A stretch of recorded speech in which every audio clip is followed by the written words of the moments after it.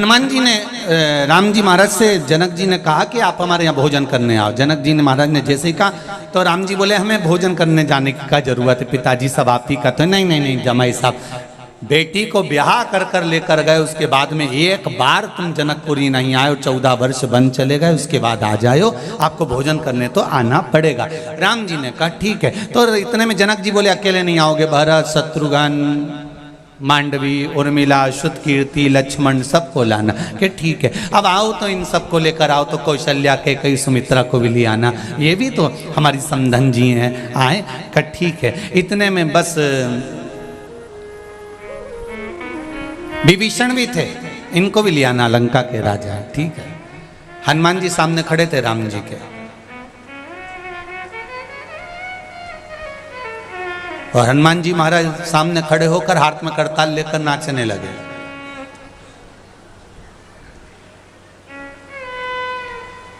जैसे ही नाचे, हनुमान जी की पूंछ जनक जी को टच हो गई, और जैसे ही जनक जी को टच हुई, जनक जी ने पलट के देखा कि आखिर कौन है जो मुझे बार बार टच कर रहा है। जो देखा तो हनुमान जी थे, तो उन्होंने तुरंत कहा राम जी हनुमान को भी ले आना। हनुमान जी इतने खुश, इतने खुश, इतने खुश। इतने में जितने बंदर खड़े थे सारे के सारे, उनने भी जो नाचना चालू करा। जनक जी ने कहा अब एक काम करना राम जी, इन सबको ले आना। राम जी आधी रात को टेंशन में पड़ गए। रात को हनुमान जी को बुलाया, हनुमान सुनो, हमारी ससुराल में हम पहली बार भोजन करने जा रहे हैं, थोड़ी मर्यादा रखना, अच्छे से भोजन करना, सारे बंदरों को समझा देना कि कोई उत्पात नहीं मचाए। हनुमान जी बोले आप चिंता मत करो प्रभु, जैसे तुम्हारी ससुराल वैसे हमारी ससुराल। तुम क्यों टेंशन ले रहे हो?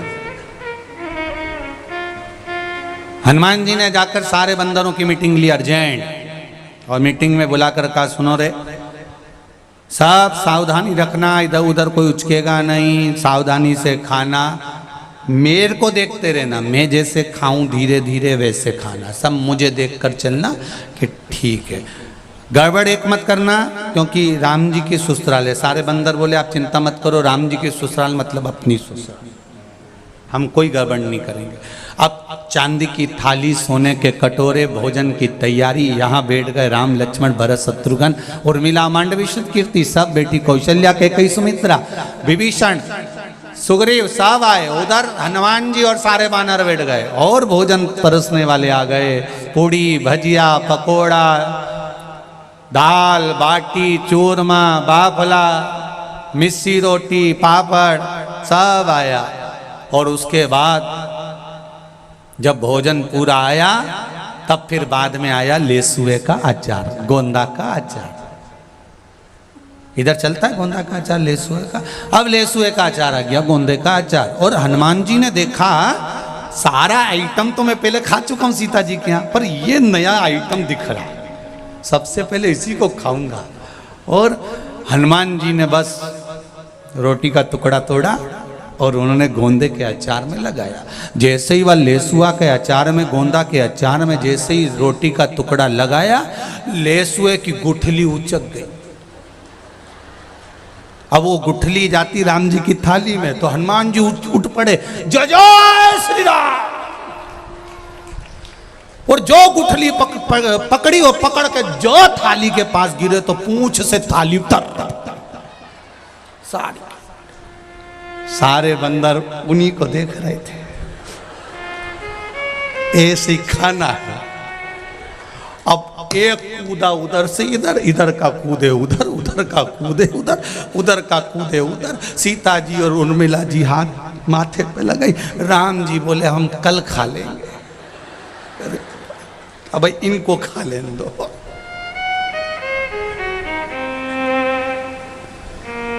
तो जितने सालासर जी आए उनसे निवेदन है कि यहाँ वीआईपी बन के मत आना। यहाँ तो मेरा बालाजी बैठा है, वो अपने ठाट में जीमता और अपने ठाट में जिमाता है। जैसा वो जिमाए वो जीम लो, और जैसा वो रुकाए वैसा रुक लो। यहाँ वीआईपी नहीं है, यहाँ तो मेरा बाला सरकार है, यहाँ तो बालाजी महाराज, वो रुकाता है जैसा रुक लो। परमात्मा से अगर संग जुड़ गया, संबंध उससे हो गया, तो वो कहता है फिर किसी की जरूरत नहीं पड़ेगी। तेरी जन्म के समय पर माता के स्तनों में दूध मैंने दिया है, तो मरने के समय पर अग्नि और कफन भी मैं दूंगा। तू क्यों चिंता करता है? टेंशन लेने की जरूरत नहीं है। तू तो भजन कर, स्मरण कर। एक बार अगर विश्वास पक्का है और विश्वास का बल पक्का है, तो वो परमात्मा तुम्हारे सम्मुख में प्रकट हो गए, ये निश्चित है। तुम दृढ़ तो हो जाओ, तुम विश्वास में पक्के तो हो जाओ, तुम शिव की भक्ति में पक्के तो हो जाओ, तुम राम और कृष्ण की भक्ति में, हनुमान की भक्ति में पक्के तो हो जाओ, तुम जिसका भजन करते हो उसकी भक्ति में पक्के हो जाओ। हम ये नहीं कहते कि तुम शंकर का भजन करो, आप तो जिससे तुम्हारी अच्छी बने, जिससे तुम्हारी अच्छी पटे, उसको पटा लो।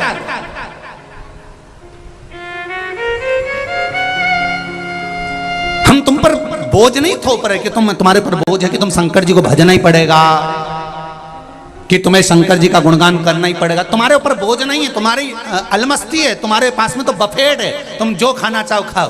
तुम्हारे पास में तो 33 कोटि देवता, तुम्हारा जिसमें मन लगे उसमें लगा। हमारा मन लगा है शंकर में, तो हम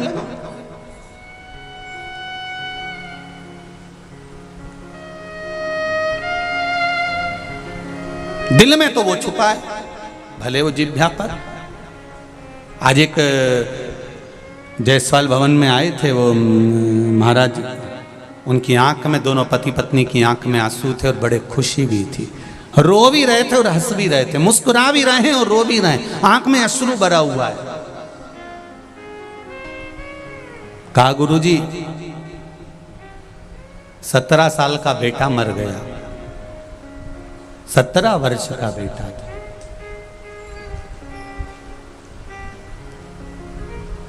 पत्नी का रजोधर्म बंद, 17 साल का युवान के युवान बेटा चले जाए, उस माता पिता की दशा क्या होगी जरा विचार करिएगा। बेटा चले गया, गुरुजी डॉक्टर को फिर दिखाया, कहा संतान के योग नहीं, रजोधर्म नहीं, एमसी प्रेट नहीं, संतान मुश्किल, भूतो ना भविष्यते। उनकी पत्नी ने सीहोर की कथा सुन ली थी, जिसमें कोई 22 साल का लड़का मर गया था, और वो कुबेरेश्वर धाम में कथा सुनकर कह कर गई थी कि मेरे को वही लड़का वापस चाहिए। तो ये घर की पत्नी ने भी संकल्प टीवी के सामने ले लिया कि मेरा 17 साल का लड़का गया है, भोले तेरी कथा दिल से सुन रही हूं, मुझे वही लड़का वापस चाहिए। कहीं बैठे होंगे वो, कहीं बैठे हों तो जरूर खड़े हों। वो आज आए थे अपने बच्चे को लेकर, कहीं बैठे हों तो अवश्य खड़े हों महाराज। और बाबा की कृपा से बता रहे थे 9 महीने के बाद बाबा की कृपा से फिर वापिस जो 17 साल पहले लड़का गया था वो बाबा ने फिर दे दिया गोदी में। ये शिव, ये शंकर, ये शिव की उदाहरण, ये शंभू की उदाहरण। अगर कहीं बैठे हों तो अवश्य हाथ हिलाइएगा या लेकर आइएगा उस बालक को। महाराज शंभू शरणे पड़ी, मांगू घड़ी रे घड़ी, दुख काटो दया करी ने दर्शन आपो। आप दिल से, मन से, चित्त से, वृत्ति से आप भगवान को पुकारो तो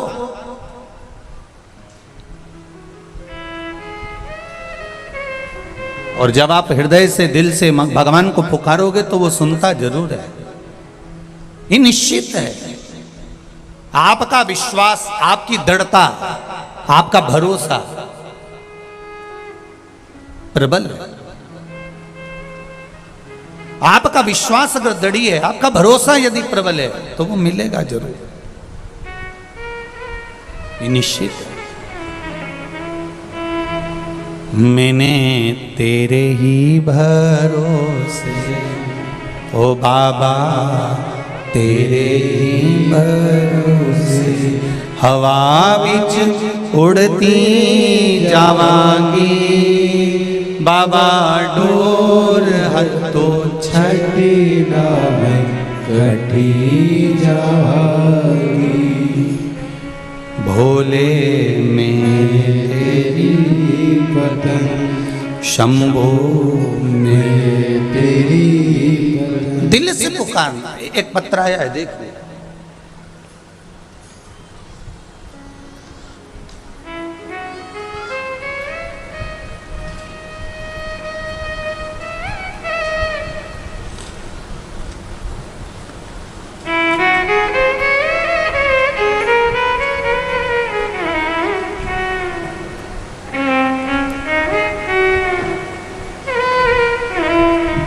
लेटर भी तुम बहुत अच्छी चीज पे लिखते हो।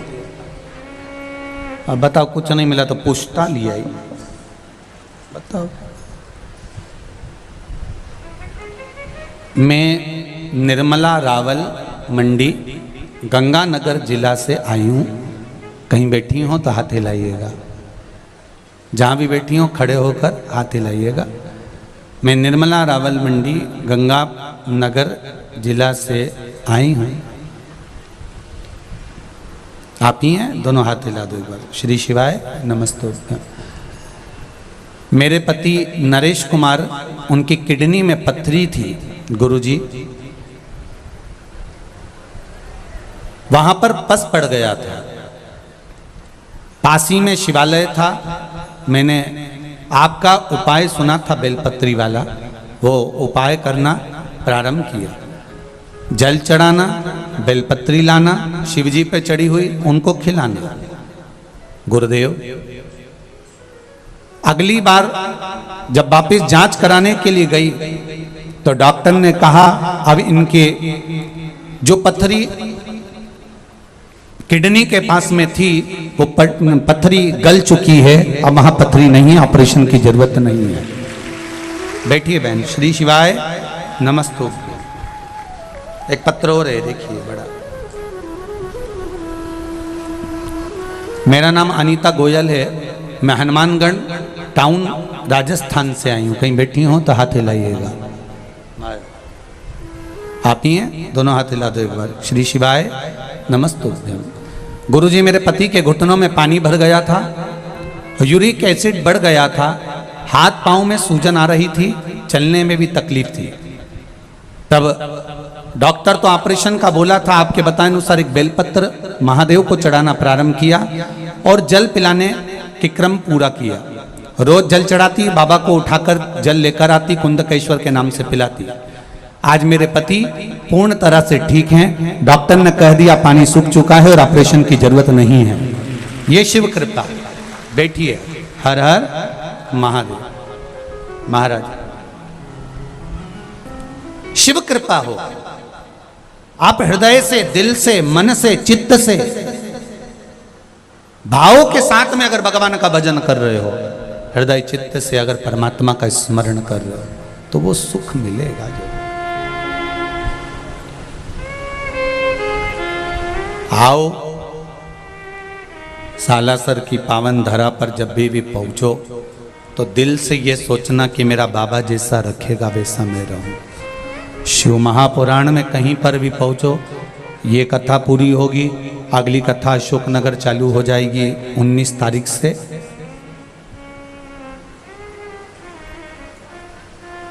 मध्य प्रदेश के अशोकनगर में। उस कथा का नाम है तर्पण शिव महापुराण की कथा। उस शिव महापुराण की कथा का नाम तर्पण इसलिए रखा कि कई घर ऐसे हैं जहां पर तर्पण नहीं होता। कई घर ऐसे होते हैं जहां पर ब्राह्मण भोज भी नहीं हो पाता। कई घर ऐसे हैं जहां पर कंडा जलाकर धूप भी नहीं दी जाती।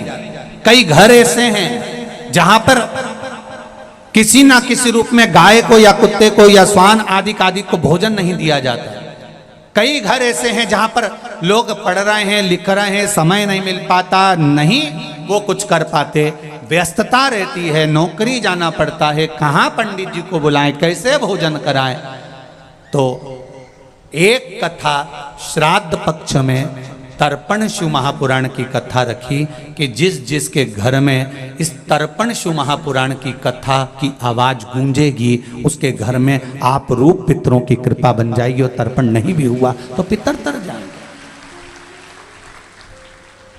मान लो तर्पण नहीं भी हुआ, ब्राह्मण भोजन नहीं भी हुआ, स्मरण नहीं भी हुआ, पढ़े लिखे कई घर ऐसे हैं जहां नौकरी में सब लगे हुए हैं, कोई के समय नहीं है, कौन जाए, कौन करे, कौन जिमाए, कौन क्या करे। तो उनके लिए ये कथा अशोकनगर की पावन धरा से रखी है। समय उसका शायद 2 बजे से रहेगा, 2 बजे या कितनी बजे आस्था वाली है, 1 बजे से है, हाँ 1 बजे से समय रहेगा उसका, 1 से 4 बजे तक आस्था चैनल पर फेसबुक यूट्यूब पर आएगी। और जो लोग अशोकनगर आ रहे हैं वहाँ उनके रुकने की व्यवस्था, पंडाल आदि की व्यवस्था पर रहेगी, भोजन व्यवस्था वगैरह सब पंडाल में ही उनकी रहेगी वहाँ पर। तो एलईडी चालू करो भैया, उधर की एलईडियाँ चालू करिए। वो कथा रखने का कारण केवल इतना है कि घर घर में उस भाव को, पितरों के तर्पण भाव को पहुंचाया जाए और लोग हृदय से उस कथा का श्रवण करें। और किन्हीं के जिनके गर्भ में बच्चे शांत हो गए हों, या कुंवारी अवस्था में मर गए हों, या एक्सीडेंट में मर गए हों, या मोहल्ले में, गली में, कॉलोनी में कोई अधोगति में मर गया हो, तो टीवी के माध्यम से अगर आवाज़ तेज भी कर दी और वो गूंज रही है गली गली में, तो उन जीवों की भी गति हो जाए, इस श्राद्ध में उनकी भी मुक्ति हो जाए, उनका भी मोक्ष हो जाए। इसलिए वो कथा को रखो। 19 तारीख से चालू होगी वो कथा, 1 बजे से 4 बजे तक उसका क्रम रहेगा। शिव पुराण कर रही है, भगवान शंकर की कथा कर रही है, देवाधिदेव महादेव की भक्ति का, स्मरण का आनंद क्या है। देवर्षि नारद के भीतर जब अहंकार समा गया था, देवर्षि नारद के भीतर जब अभिमान पहुंच गया था, अभिमान के कारण देवर्षि नारद भगवान शंकर की भक्ति से दूर हो गए थे, क्योंकि उन्होंने कामदेव को जीत लिया था। और जब उन्होंने कामदेव को जीता तो अपने भीतर इतना अभिमान समा गया था कि भगवान शंकर के सामने पहुंचे और शिव जी ने अपने रुद्राक्ष की माला दे दी नारद जी को, और नारद जी ने वो रुद्राक्ष की माला जमीन पर फेंक दी।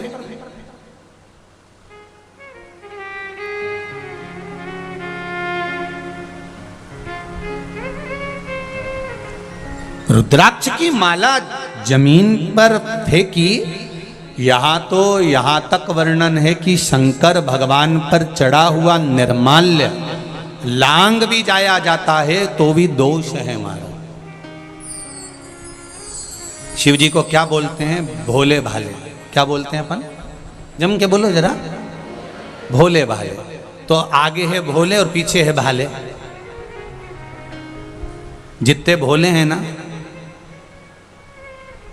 उतने ही हाथ में भाले हैं उनके।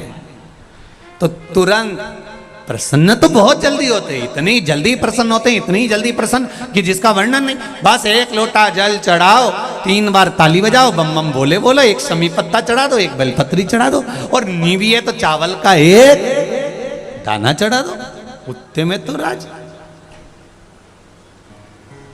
बहुत, उतना तो मेरे शंकर जी। और अगर ये भी नहीं दे सकते ना, तो जैसे दिल से, मन से, हृदय से आप आस्था चैनल पर शिव महापुराण की कथा सुन रहे हो, यहाँ बैठकर या फेसबुक यूट्यूब पर सुन रहे हो, इतना भी अगर दिल से सुन रहे हो ना, तो शंकर उसको भी स्वीकार कर लेता है कि उस जीव का कल्याण कर देता। कितनी अविरल भक्ति है आपकी।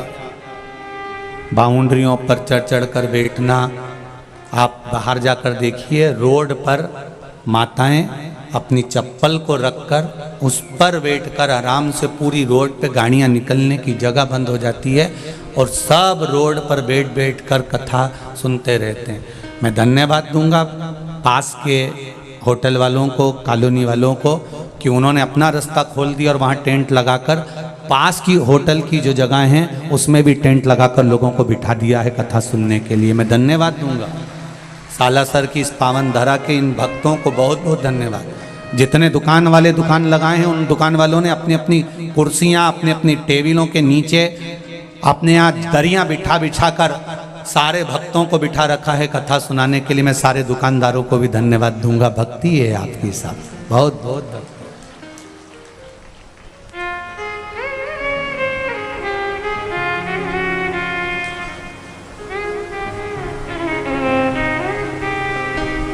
आज कह रहे थे कि गुरुजी आपको कथा में मना कर देना था सबको। हमने कहा हमने पहले ही मना कर दिया था। बोला था कि नहीं बोला था वहीं पर जब कथा चल रही थी परली में और हिंगोली में, तो हमने कहा दिया था सालासर जी में इतनी व्यवस्था नहीं है, मत आना। पर काय को आई?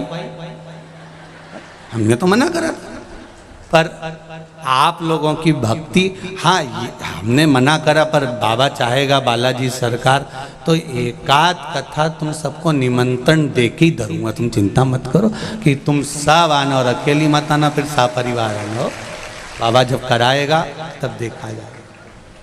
पर मिला है फिर भी आपने दिल से, हृदय से, चित्त से, मन से इस कथा को श्रवण करा है। भक्ति केवल पर सुन रहे हो, केवल भक्ति, इसके सिवा कुछ नहीं।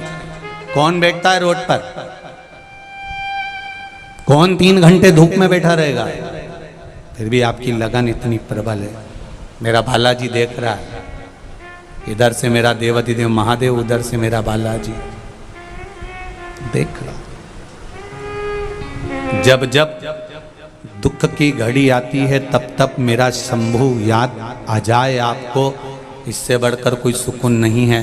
जब केकई ने राम जी को 14 वर्ष का वनवास मांगा था, 14 वर्ष का वनवास माता केकई ने राम जी के लिए मांगा था दशरथ जी के सामने। दशरथ जी कोप भवन में मूर्छित होकर पड़े हुए थे। उस समय पर दशरथ जी ने किसी को याद नहीं करा। केकई को समझा समझा कर थक गए। केकई मान ले और कुछ मांग ले और कुछ चाह ले, केकई नहीं मानी, थक गए।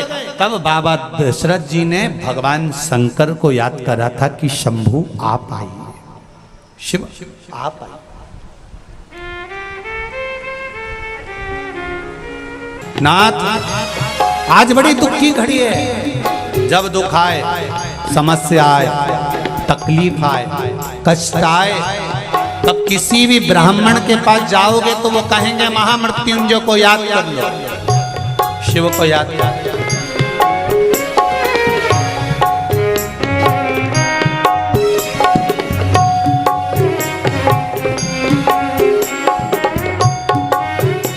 वो शिव के सिवा कोई साथ नहीं दे सकता। शंकर भगवान उठ के खड़े हुए। पार्वती जी ने पूछ लिया कहां जा रहे हो? शंकर जी बोले आज अवध के नरेश चिंता में हैं, बहुत भारी चिंता है, दुख में है। अवध के नरेश, अवध के राजा, अयोध्या के राजा को दुख पड़ा है। अयोध्या के राजा को दुख? हाँ बैठिए आप लोग, बैठ जाओ सब लोग। अयोध्या के राजा को दुख? हाँ।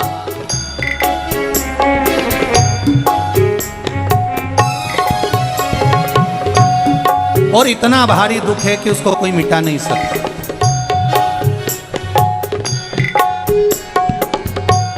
महाराज दुख की घड़ी, समस्या विकट, जब समस्या विकट हो तब एक बात का स्मरण रखना कि मेरा शिव भी निकट हो। समस्या बहुत विकट, बहुत विकट। क्या होगा, कैसे होगा, कौन करेगा, कैसे किया जाएगा? साधारण। पार्वती जी मुझे जाना पड़ेगा। पार्वती जी बोली तुम जाके करोगे क्या? क्या कर लोगे वहां पर? नहीं नहीं नहीं, मुझे जाना है। मैं करूंगा क्या ये तो समय बताएगा, पर मुझे अवध जाना ही पड़ेगा।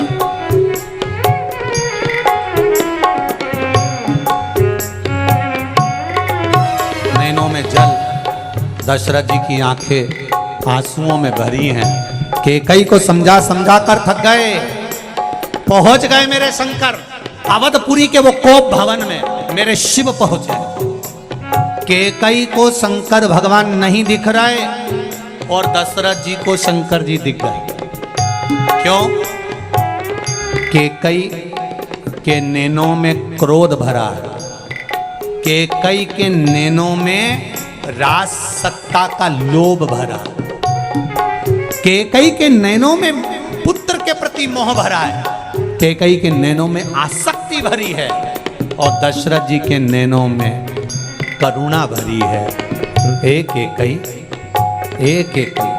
तुम्हें मालूम है केकई, तुमने जब मुझे युद्ध के मैदान से बचाकर ले आई थी, देवलोक से बचाकर ले आई थी, तो आज मृत्यु लोक में मेरे प्राण क्यों हर रही हो केकई? समझ आ गया? नहीं।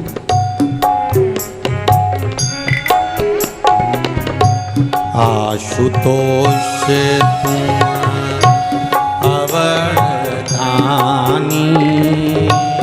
आरती हर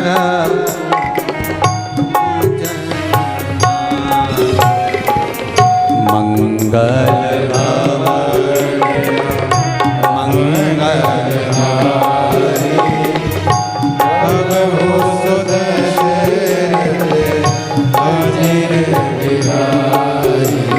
अब दशरथ जी ने कहा, आशुतोष तुम अवघड़ दानी, अवघड़ दानी हो तुम। केकई कह रही है किसको पुकार रहे हो? अब केकई को शंकर जी नहीं दिख रहे हैं, पर दशरथ जी को दिख रहे हैं। महाराज उनको नजर आ रहा है। आशुतोष तुम अवघड़ दानी, आरती हरऊ दीन जन जानी, मंगल मंगल हारी, प्रभु सुदशरथ अजर बिहारी, मंगल भवन मंगल हारी, द्रवहु सुदशरथ अजर बिहारी। अब माता केकई को नजर नहीं आ रहे शंकर पर, दशरथ जी कह रहे हैं आशुतोष तुम अवघड़ दानी। तो केकई बोली तुम्हें शंकर भगवान कहीं नजर आ रहे हैं जो तुम कह रहे हो कि आशुतोष तुम अवघड़ दानी? यहाँ शिवजी है कहाँ? दशरथ जी ने इसका जवाब नहीं दिया, क्योंकि तेरी दृष्टि से तू शिव को नहीं देख सकती, तेरी दृष्टि से तू शंकर को नहीं देख सकती। जब तक काम, लोभ, आसक्ति, वासना, तृष्णा, मोह ये सब भरा हुआ है, तब तक शंकर नहीं दिख सकता। जी सुन लो मेरी दीदियों, आपसे भी कहूँगा, जितने मेरे भाई लोग बैठे हैं उनसे भी कहूँगा, शिव जी के मंदिर में एक लोटा जल चढ़ाने जाना तो दिल से चढ़ा कर आना, दिखावे से नहीं। तुम दिल से चढ़ा कर देखना, वो तुम्हारी विपदा 3 महीना तो बहुत दूर है यहाँ से। अगर तुम कथा प्रेम से सुनकर जा रहे हो ना, तो ये मेरा विश्वास कहता है कि अगली कथा में तुम्हारी हाजिरी वहीं पहुंच जाओगे, तुरंत पहुंचोगे। एक पत्र में आया है, देखिए,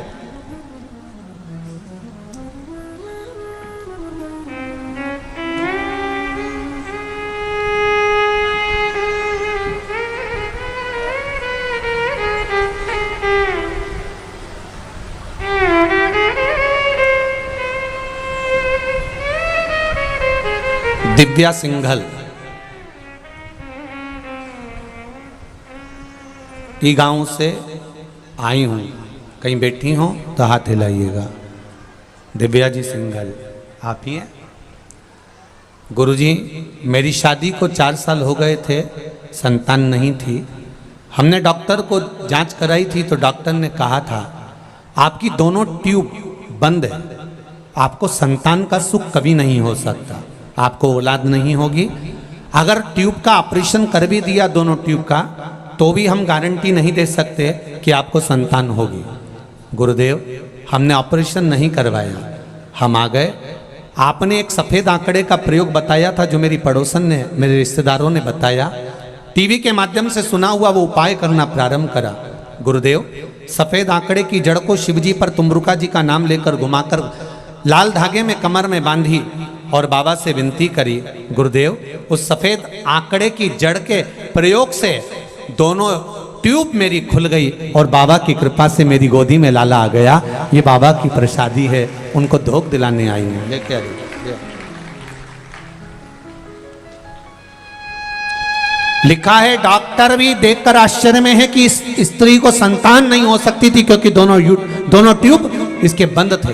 बिना ऑपरेशन के तो संतान का भी सुख नहीं था, फिर कैसे हो गया? अकाल मृत्यु वो मरे। एक और जोरदार ताली बजाओ। ये शिव के प्रसाद है सब, ये मेरे शंकर के प्रसाद है।